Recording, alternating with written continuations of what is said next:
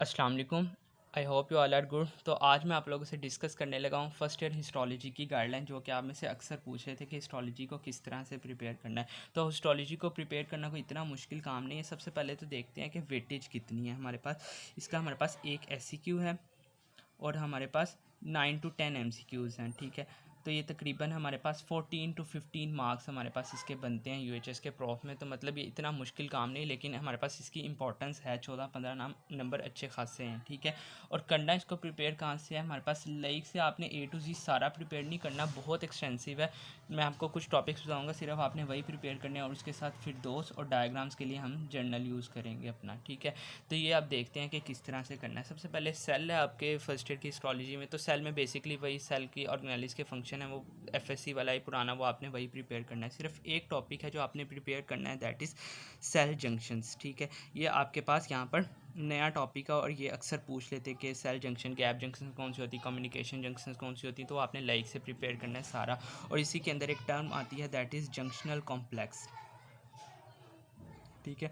तो इसके अंदर 3 टाइप्स के ना गैप जंक्शंस असल में होते हैं। तो वो एमसीक्यूज़ देते थे कि जंक्शनल कॉम्प्लेक्स का कंपोनेंट कौन सा नहीं है इसमें से, ठीक है। तो वो 3 आपको पता हो तो चौथा कोई ऑप्शन और होता है, तो ये आपने तैयार करना है, ठीक है। इसके अलावा हमारे पास इंक्लूजन्स की ना क्लासिफिकेशन एक दफ़ा उसने पूछी हुई थी, तो ये आप फिर दोस्त से भी तैयार कर सकते हैं कि मतलब इंक्लूजन्स क्या होती हैं। हमारे पास साइटोप्लाज्म के अलावा जो वेरियस वेस्ट होते हैं ना, वो उसको हम कहते हैं इंक्लूजन्स। उसकी वेरियस टाइप्स थी, तो वो उसने पूछी हुई थी कि क्या क्या होती हैं, यानी एग्जांपल्स हैं, वो फिर दोस्त से तैयार कर सकते हैं। ये सिर्फ आपने इधर से जो मैं टिक लगा रहा हूँ, ये आपने लाइक से तैयार करना है सेल जंक्शंस वाला टॉपिक। नेक्स्ट एपिथीलियम, बहुत इंपॉर्टेंट टॉपिक है। एपिथीलियम में अब आपने क्या करना है, सबसे पहले एपिथीलियम की एग्जाम्पल्स, ठीक है, ये आपने लाइक से ही तैयार करनी है। लिखिए, हमारे पास फिर दोस्त में भी होंगी, लेकिन लाइक में से हमने इसलिए करनी है कि लाइक ने जितनी लिखी है ना पेपर में, उसी में से कोई है। फिर दोस्त में अगर कोई मिस है तो आप लाइक से कॉपी करके सारी देख के फिर दोस्त में नोट भी कर सकते हैं। क्या कोशिश करें इसको टेबलेटेड फॉर्म में लिखें, एक साइड पे एपिथेलियम के नेम्स लिख लें और साथ सामने उसकी एग्जाम्पल, तो आपको वो याद करने में आसान नहीं होगी। लेकिन अक्सर एमसीक्यूज इसी में से आता है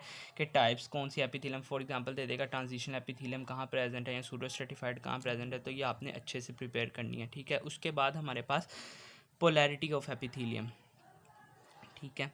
ये टॉपिक इंपॉर्टेंट है, हमारे पास पास पेपर में आ चुका है। इसमें भी जो ज़्यादा इंपॉर्टेंट है ना, उसकी एपिकल डोमेन्स होती हैं, ठीक है। उसके अंदर बेसिकली वेरियस स्ट्रक्चर्स होते हैं कि हमारे पास सीलिया होता है, काइनोसीलिया होता है, स्टीरोसीलिया होता है। तो वो अक्सर पूछ लेते हैं कि उसका स्ट्रक्चर बताएं क्या और उसके फंक्शन बताएं। अच्छा, एक चीज़ याद रखिएगा, अक्सर बच्चे पूछते हैं कि हमने इसके डायामीटर्स और इनकी लेंथ वगैरह हिस्टोलॉजी में तैयार करनी, तो नहीं, ये कोई भी नहीं पूछता। आपने उसके बेसिकली हिस्टोलॉजिकल जो फीचर्स होते हैं वही सारे तैयार करने होते हैं, ठीक है।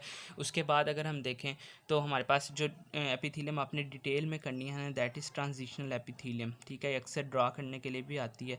तो ट्रांजिशन एपिथेलियम ये अक्सर पूछ लेते हैं कि इसकी डिस्टेंडेड और अनडिस्टेंडेड स्टेट में क्या फ़र्क होता है। तो ये एक ये आपने प्रिपेयर करनी है और एक आपने सूडो स्ट्रेटिफाइड एपिथेलियम, ठीक है। क्योंकि ये थोड़ी सी हट के हैं दोनों एपिथेलियम, और अक्सर एग्जामिनर्स पूछ भी लेते हैं कि इनको हम इनका मतलब ट्रांजिशन एपिथेलियम को ट्रांजिशनल क्यों कहते हैं और सूडो स्ट्रेटिफाइड को सूडो स्ट्रेटिफाइड क्यों कहते हैं। तो ट्रांजिशनल तो सिंपली बेसिकली इसको हम यूरोथीलियम भी कहते हैं, और इसलिए कहते हैं कि हमारे पास यूरिनरी ब्लैडर यानी यूरिनरी सिस्टम जितना भी उसके अंदर पाई जाती है, इस वजह से, ठीक है। और हमारे पास सूडो स्ट्रेटिफाइड जो होती है ना, बेसिकली हमारे पास में न्यूक्लियर डिफरेंट लेवल्स पे लोकेट करते हैं, तो वो अपेयर देते हैं। सूडो मीन्स फॉल्स अपेयरेंस देते हैं, स्ट्रेटिफाइड होते हैं ये सिंगल एपिथेलियम है, ठीक है। सिंपल एपिथेलियम होती है, तो ये हमारे पास अपेयरेंस स्ट्रेटिफाइड की देती है, इस वजह से इसको सूडो स्ट्रेटिफाइड कहते हैं, ठीक है। उसके बाद अक्सर एक ना पास पेपर में क्वेश्चन आया हुआ है, रेस्पिरेटरी एपिथेलियम बेसिकली प्रेजेंट होती है। तो ये बेसिकली क्वेश्चन रेस्पिरेटरी सिस्टम का भी आपका आगे है, तो मैं इधर ही बता देता हूँ कि हमारे पास सिगरेट स्मोकर्स जो होते हैं ना, उनके अंदर हमारे पास रेस्पिरेटरी एपिथेलियम पे क्या इफेक्ट पड़ता है। तो ये आपकी बुक में नहीं लिखा हुआ, ये आप लोगों ने याद रखना है कि सिगरेट स्मोकिंग के केस में क्या होता है कि स्मोकिंग क्या कर देती है, सूडो स्ट्रेटिफाइड एपिथेलियम को चेंज कर देती है into the stratified squamous epithelium. तो ये जो प्रोसेस है ना, एक एपिथेलियम का दूसरे एपिथेलियम में चेंज होना, इसको हम कहते हैं मेटाप्लेजिया। तो एज अ रिजल्ट हमारे पास क्या हो जाएगा, मेटाप्लेजिया हो जाएगा। ये आपने याद रखना है, ये पूछा जाता है और ये केई के प्रॉफ में भी आया था लास्ट ईयर, तो ये आपने याद रखना है। उसके बाद ग्लैंड्स वाले चैप्टर पे आ जाएं, तो ग्लैंड्स में से देखें, इनमें जो क्लासिफिकेशन इंपॉर्टेंट है that is mode of secretion की बेस पे, ठीक है। 4 ग्रुप्स हैं, उनमें आपको क्लासिफिकेशन पता हो कि कौन कौन से ग्रुप्स हैं, उनकी एग्जांपल्स पता हो। और इसके अंदर एक दिया हुआ है सीरस वर्सेस म्यूकस ग्लैंड, ठीक है, कि सीरस ग्लैंड मतलब क्या इसके अंदर कौन सा रिच होता है, कार्बोहाइड्रेट रिच होते हैं, प्रोटीन रिच, और इसी तरह हमारे पास म्यूकस सिक्रीटिंग ग्लैंड्स होते हैं, इनमें डिफरेंस पता हो क्या है, ठीक है। एक बात मैं जो बताना भूल गया कि आपने तैयार क्या क्या करना है लाइक से और फिर दोस्त से। तो लाइक से आपने एपिथीलियम की एग्जांपल्स तैयार करनी है, ठीक है। एपिकल डोमेन्स वाला टॉपिक आप फिर दोस्त से भी तैयार कर सकते हैं, ठीक है। इसके अलावा ट्रांजिशनल एपिथीलियम एक दफ़ा इधर से पढ़ लेनी है। उसके बाद मोड ग्लैंड में से मोड ऑफ सिक्रीशन आपने ये लाइक से तैयार करने, बाकी फिर दोस्त से आप लोग देख सकते हैं, ठीक है। नेक्स्ट कनेक्टिव टिश्यू पे आ जाएं। कनेक्टिव टिश्यू तैयार करने से सबसे पहले आपने तैयार करना है क्लासिफिकेशन ऑफ कनेक्टिव टिश्यू, ठीक है।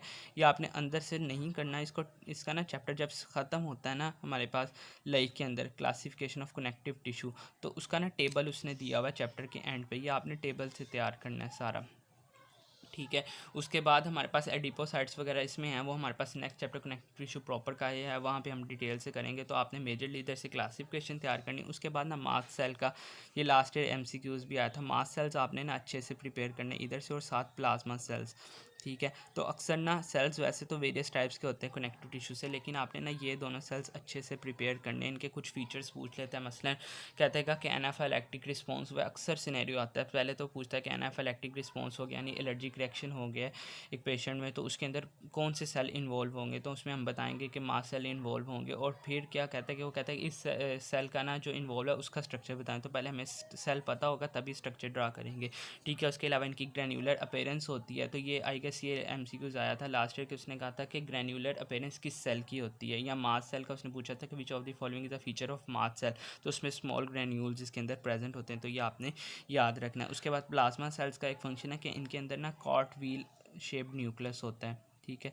तो ये अक्सर पूछ लेते हैं, यानी क्लॉक शेप्ड न्यूक्लियस होता है, तो ये आपने इसका याद रखना है।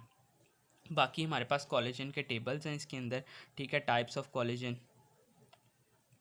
इनके ना उसने एग्जांपल्स लिखी हुई हैं कि for example fibril forming collagen कहाँ पे प्रेजेंट होती है, नेटवर्क फॉर्मिंग कहाँ पे होती है, फिब्रिल एसोसिएटेड कहाँ पे होती है, ठीक है। तो ये आपने टाइप्स इसकी याद रखनी है फॉर एमसीक्यूज़, तो ये आपने कनेक्टिव टिश्यू से तैयार करना है, ठीक है। नेक्स्ट जो आए थ्योरी के लिए हमारे पास कनेक्टिव टिश्यू प्रॉपर है। कनेक्टिव टिश्यू प्रॉपर में आपने सबसे पहले तो याद रखना है, पास पेपर का क्वेश्चन आ चुका है, cells found in loose areolar connective tissue, ठीक है, एरियोलर कनेक्टिव टिश्यू। तो ये आपने याद रखना है, इसके अंदर 4 सेल्स होते हैं, 2 माइग्रेंट होते हैं और 2 रेसिडेंट सेल्स होते हैं, तो ये आपने 4 सेल्स अक्सर पूछे जाते हैं, तो ये आपने याद रखना है। उसके बाद most important question that is white versus brown adipose tissue, ठीक है।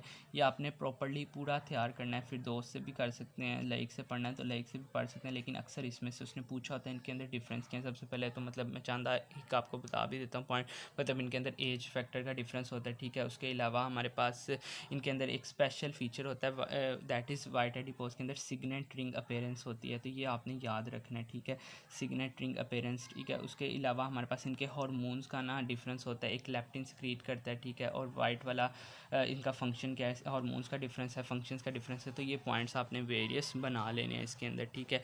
इसके अलावा हमारे पास जो एग्जांपल्स हैं ना किन की, ये आप वैसे तो जब टेबल तैयार करेंगे आपने क्लासेस तैयार कर देनी है। उसके अंदर हमारे पास एक क्लास होती है that is dense regular connective tissue, ठीक है, डेंस रेगुलर कनेक्टिव टिश्यू। तो ये ना अक्सर पूछ लेता है कि इनके अंदर कौन कौन सी प्रेजेंट होती है, मतलब इनके अंदर कोलेजन टाइप भी होती है और इलास्टिक भी होती है, ठीक है। तो अक्सर पूछ लेता है कि हमारे पास ये जो लिगामेंट्स होते हैं, टेंडन्स होते हैं, एपोन्यूरोसिस का लास्ट ईयर एमसीक्यूज भी आया था कि aponeurosis are an example of dense regular connective tissue. इसी तरह डेंस इलास्टिक जो होती है मतलब कोलेजन वैरायटी से बिलोंग करती हैं, और इलास्टिक की भी डिफरेंट लिगामेंट्स बिलोंग करते हैं, तो वो आपने तैयार कर लेनी है एग्जाम्पल। नेक्स्ट हमारे पास कार्टिलेज आ जाए, तो कार्टिलेज के अंदर सबसे पहले तो आपको पेरिकॉन्ड्रियम का पता हो, ठीक है, कि क्या होती है इसकी लेयर्स कौन कौन सी है। उसके बाद अगेन जो नेक्स्ट क्वेश्चन है that is types of cartilage, बहुत इंपॉर्टेंट क्वेश्चन है, पास पेपर में आ चुका है हमारे पास। इनके अंदर हिस्टोलॉजी में ये ज़्यादा इंपॉर्टेंट है कार्टिलेज की टाइप्स, मतलब इसमें पूछ लेते कि इनके डिफरेंस लिखें। डिफरेंस में क्या आपने इनके एक तो कोलेजन टाइप याद रखनी कि टाइप 1 किसके अंदर है, टाइप 2 कौन सी है, ठीक है। लोकेशंस मोस्ट इंपॉर्टेंट है, एसिडोफिलिक कौन से होते हैं, बेसियोफिलिक कौन से होते हैं, तो आपने इस तरह के पेरिकॉन्डियम किस में प्रेजेंट होती है, किस में एबसेंट होती है, तो इस तरह के पॉइंट से आप इसके फीचर्स बना सकते हैं, हमारे पास बहुत इंपॉर्टेंट है, ठीक है। नेक्स्ट हमारे पास आगे बोन वाला चैप्टर। बोन्स के अंदर सबसे पहले आपने सेल्स तैयार करने हैं सारे बोन्स के, ठीक है। इसके अलावा इनके अंदर एक सेल्स होते हैं दैट इज़ ओस्टियोक्लास्ट, ठीक है। तो ये हमारे पास अक्सर इसके ना MCQs ने पूछे होते हैं, क्योंकि इसके चंद स्पेशल फीचर्स हैं। ये हमारे पास एक तो मल्टी न्यूक्लिएटेड होते हैं, इसके अलावा इसके अंदर एक होता है लेकुना, दैट इज़ हाउस शिप्स लेकुना, ठीक है, जो कि स्पेसिफिकली इनके अंदर ही प्रेजेंट होता है। तो अक्सर पूछ लेते हैं कि हाउस शिप्स लेकुना किन सेल के अंदर प्रेजेंट होते हैं, ऑस्टियोक्लास्ट का फीचर क्या है। तो ऑस्टियोक्लास्ट जो है ना, ये आपने अच्छे से प्रिपेयर करने हैं। नेक्स्ट जो इसके अंदर आपने प्रिपेयर करना है दैट इज़ ओस्टियोन का स्ट्रक्चर, ठीक है। ये लास्ट ईयर प्रोफ में ड्रा करने आया था, बेसिकली कॉम्पैक्ट बोन का आया था, तो उसी का मेजर कंपोनेंट ओस्टियोन होता है। उसके अंदर हमने सारा बताना है कि इसकी सीमेंट लाइन क्या होती है, इसके अंदर सेल्स कौन से प्रेजेंट होते हैं, ठीक है। इसके अलावा हमारे पास जो इसकी बाउंड मतलब इंटरकनेक्ट करते हैं दोनों ओस्टियोन को, उसको हम क्या कहते हैं, इंटरवर्शन केनाल्स होती हैं। वो सारा आपने टोटली इसके अंदर जो शार्पिस फाइबर होते हैं वो सारा प्रिपेयर करना है। ओस्टियोन यानी कंप्लीट प्रिपेयर करना है आपने। उसके बाद हमारे पास ओस्टियोन के अलावा ना बोन में से आपने चंद डिफरेंसेस याद रखने हैं, ठीक है। वो मैं आपको बताता हूँ कौन कौन से याद रखने हैं। डिफरेंसेस जो आते हैं that is compact versus spongy का पूछता है एक, ठीक है, इनमें क्या डिफरेंस है। इसके अलावा कॉम्पैक्ट और स्पॉन्जी के अलावा एक इसके अंदर टर्म लिखी हुई है एंडोस्टियम, ठीक है। तो वो पूछ लेते हैं कि एंडोस्टियम वर्सेस पेरिओस्टियम क्या होता है, ये आपने याद रखना है। इसके बाद हमारे पास लास्ट जो इसमें आपने याद रखना है that is primary versus secondary bone, ठीक है। तो ये आपने याद रखना है बोन से। इनमें से आपने कोई क्वेश्चन स्किप नहीं करना। बाकी जो रिमेनिंग चैप्टर हैं उनको मैं नेक्स्ट वीडियो में बताता हूँ। Thank you so much.